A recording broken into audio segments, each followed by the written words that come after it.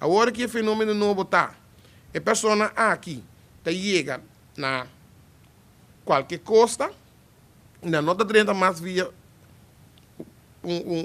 WAF oficial, o WAF oficial, então o que se chama vliegveld, aeroporto, ou WAF caminho nos Samara nos bota no barco onde binga tem cruise ship, haven, pero agora que está strand aan na costa e eleita papia plaats van aankomst.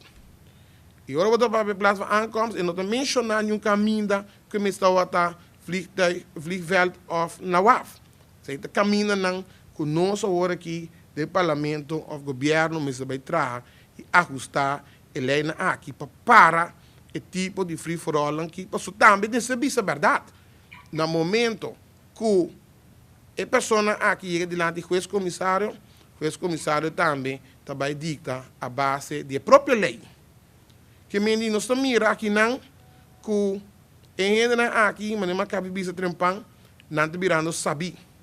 E nós mestre que dá sem paliluz dilante não.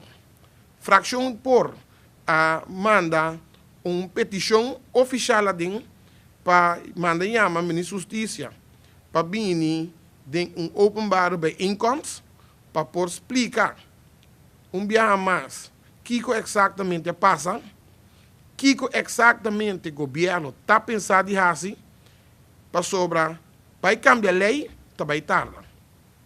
Pero, por vir com manejo não, de luz para chegar na certa lei, para certo cambio na lei.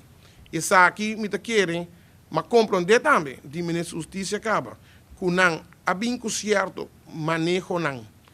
Para reforçar agora aqui, dia manejo não, nos escuta, o ministro da Justiça anunciar que nada vai usar o tipo de escape hall model. Escape hall model está, no momento que a pessoa aqui chega, terá e está pretendendo que não quer asilo, não há freia paz para vai zoomar de liberdade.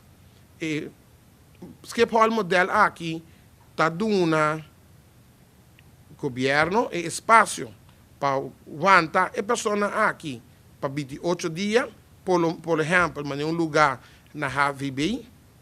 Então, dentro de 28 dias, quando há a petição, o governo tem tempo para fazer o screen necessário para mirar se a pessoa aqui chega na remarque para asilo.